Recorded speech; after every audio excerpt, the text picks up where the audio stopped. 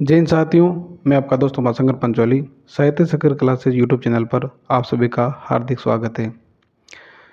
इस वीडियो के माध्यम से मैं आपसे दो बिंदुओं पर चर्चा करने वाला हूं। एक, 3 महीने से मैंने वीडियो क्यों अपलोड नहीं किया। पहला, क्योंकि ये आप सभी का बहुत सारे विद्यार्थियों का और बहुत सारे अभ्यर्थियों का ये प्रश्न था कि सर 3 महीने हो गए, आपने अभी तक एक भी वीडियो अपलोड क्यों नहीं किया, आप कहाँ चले गए, कहाँ गायब हो गए। बहुत सारे कमेंट्स आ रहे थे, मैसेज भी आ रहे थे, कॉल्स भी आ रहे थे। तो एक तो उसका मैं आपको जवाब दूंगा। दूसरी बात ये कि अब साहित्य सागर क्लासेज स्कूल व्याख्याता की तैयारी के लिए क्या करने वाला है। तो सबसे पहली बात ये कि ये इतना बड़ा गैप क्यों लगा कि 3 महीने हो गए वीडियो अपलोड नहीं कर पाया। तो आप सभी को पता ही है कि 30 जनवरी को मेरी ज्वाइनिंग हो चुकी थी, स्कूल में मैंने ज्वाइन कर लिया था। और मेरी ज्वाइनिंग जो है वो भीलवाड़ा में बिजुलिया ब्लॉक है, वहाँ श्यामपुरा गांव में हुई है। और ये जो स्कूल है वो मेरे गांव से लगभग 85 किलोमीटर प्लस दूर है।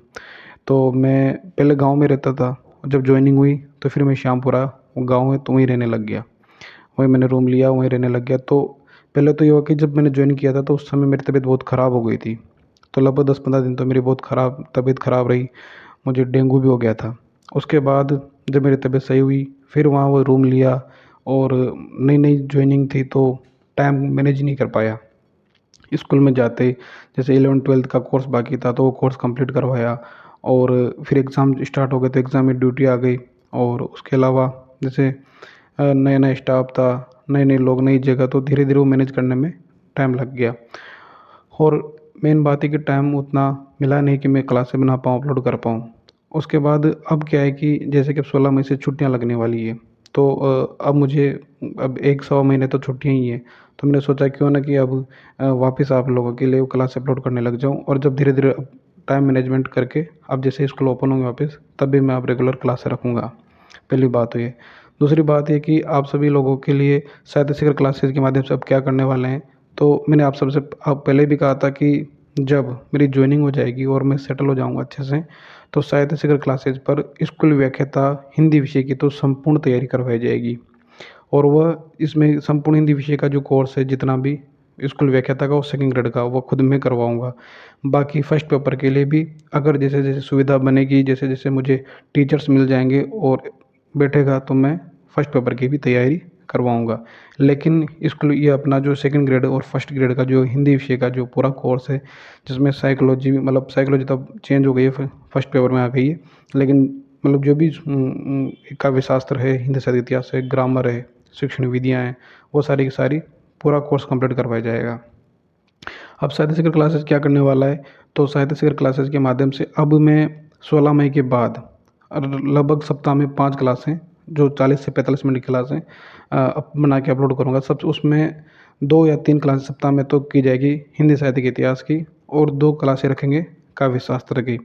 पूरा हिंदी साहित्य का इतिहास, पूरा काव्य शास्त्र वी की वीडियो बनाकर मैं यूट्यूब अपने साहित्य शिखर क्लासेस पर अपलोड करूँगा। बहुत सारे कमेंट्स ऐसे भी आ रहे थे कि सारी क्लासें निःशुल्क रहेगी या पेड रहेगी। तो ये सारी क्लासें निःशुल्क रहेगी, अपने यूट्यूब पर अवेलेबल रहेगी।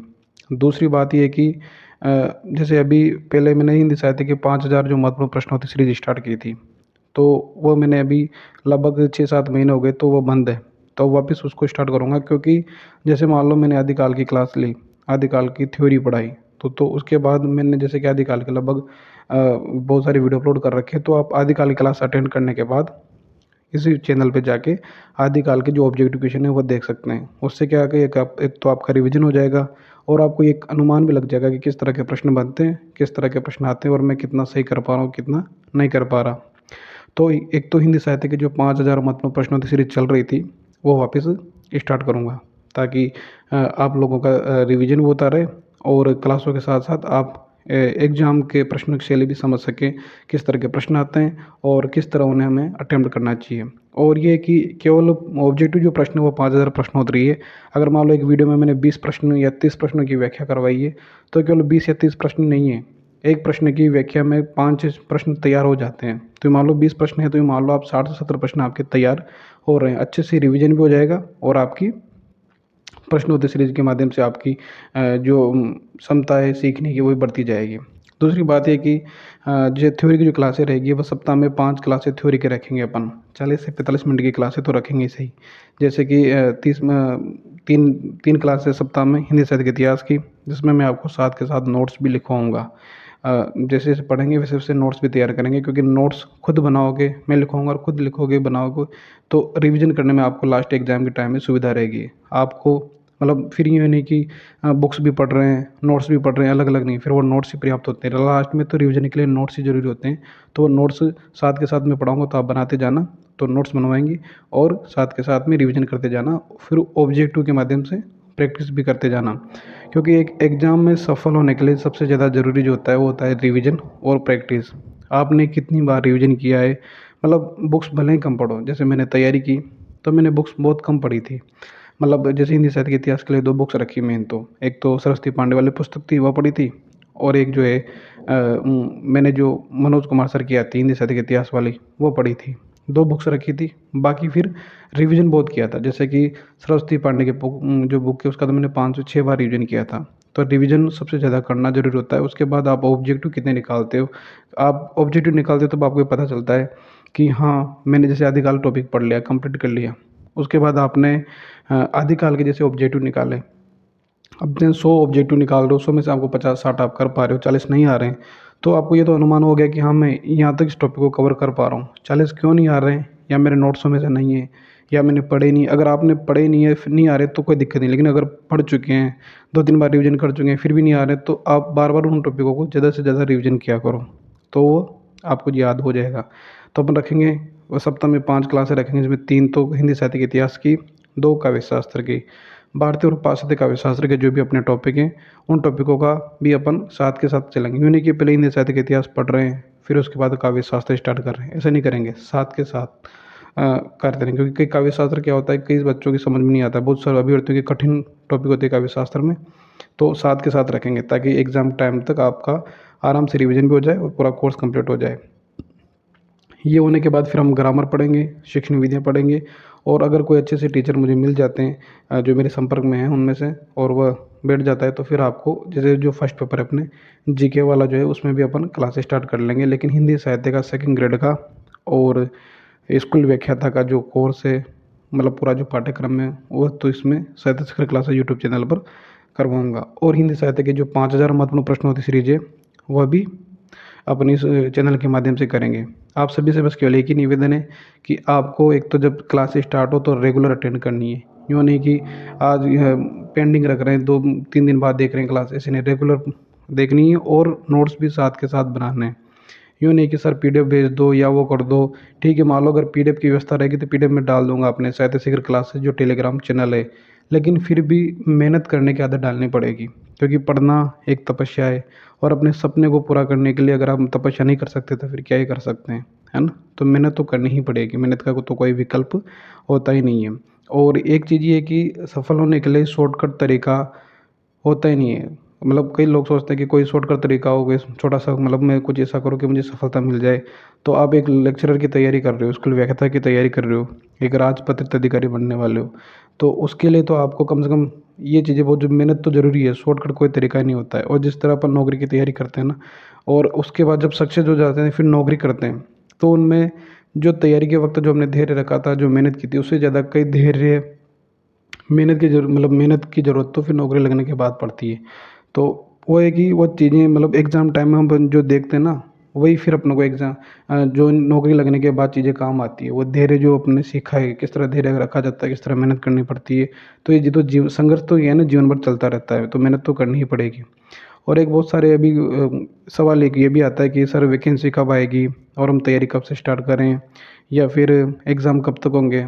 तो ये सवाल ऐसे हैं कि अब इनके बारे में मैं आपसे कहूँ कि वैकेंसी महीने भर में आ जाएगी, 2 महीने भर में आ जाएगी, तो ये मैं आपसे कह सकता हूँ, लेकिन इसकी कोई गारंटी नहीं है। वैकेंसी जब भी आएगी, लेकिन ये कि वैकेंसी बहुत जल्द आने वाली है ना।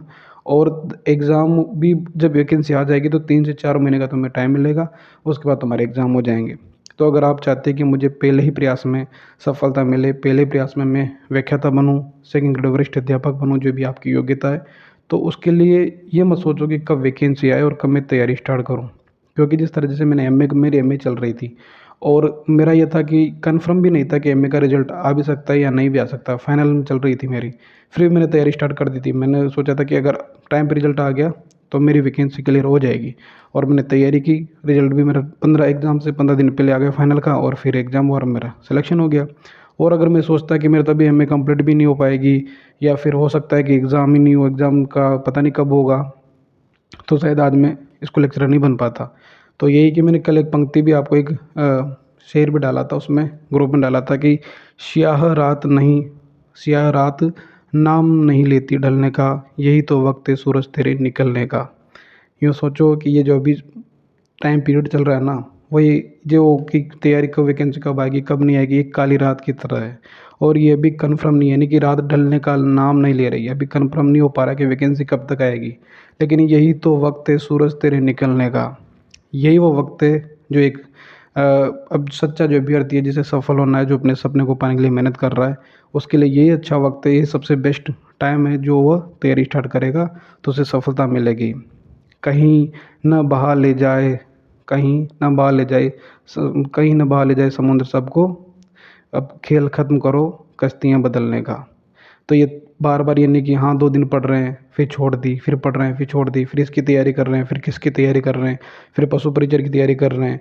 ये कश्तियाँ बदलने का खेल भी अब ख़त्म करो। जो सपना है, जो ड्रीम है, उसके पीछे दौड़ो, उसके लिए मेहनत करो।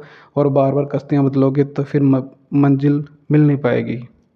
सफलता तभी मिलेगी जब आपका जो एक सपना है उसके लिए मेहनत करोगे लगातार। और ये मान के चलो कि साल भर में आपका वैकेंसी भी आपके सामने होगी, और हो सकता है कि आपका एग्ज़ाम भी कंप्लीट हो जाए।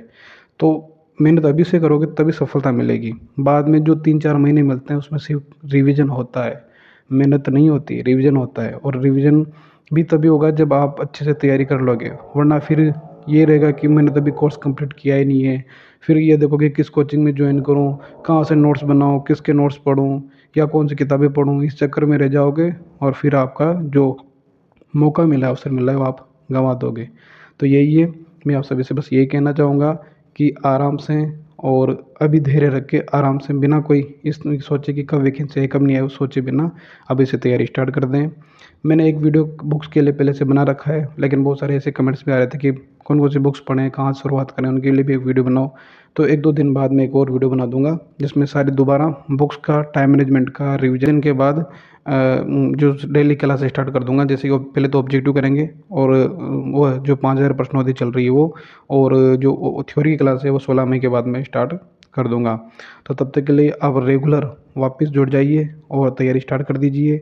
और मैंने जो पुराने वीडियो डाल रखे हैं उनको देख लीजिए कि कहाँ से तैयारी करें, कैसे तैयारी करें। बुक्स के बारे में भी डाल रखा है, फिर भी एक नया वीडियो मैं 1-2 दिन में बना दूँगा, और उसमें बता दूँगा कि कौन सी बुक्स पढ़ें, कैसे रिवीजन करें, कैसे टाइम मैनेजमेंट करें, और नए अभ्यर्थी कैसे तैयारी करें, पुराने अभ्यर्थी कैसे तैयारी करें। जो भी आपको लगे कि हाँ, ये जो मैं बता रहा हूँ आपके लिए ठीक है, तो आप उसे ज़रूर काम में लें। बाकी मैंने पहले ही बताया था कि जो भी अभ्यर्थी सफल होते हैं एग्ज़ाम में, 100 अभ्यर्थी सफल हुए तो 100 अभ्यर्थियों की तैयारी का तरीका, एग्ज़ाम क्रैक करने का तरीका अलग-अलग होता है। तो सब अपने अनुभव बताते हैं। आपको अपनी परिस्थिति के अनुसार जो सही लगे, उसको आप अब अप्लाई, खुद पे अप्लाई कीजिए, और बिना टेंशन, बिना किसी तनाव के तैयारी कीजिए। क्योंकि साम्राज्य एक दिन में नहीं बनता है, लेकिन एक दिन ज़रूर बनता है। ठीक है? तो मिलते हैं नेक्स्ट वीडियो में, तब तक के लिए जय हिंद, जय भारत।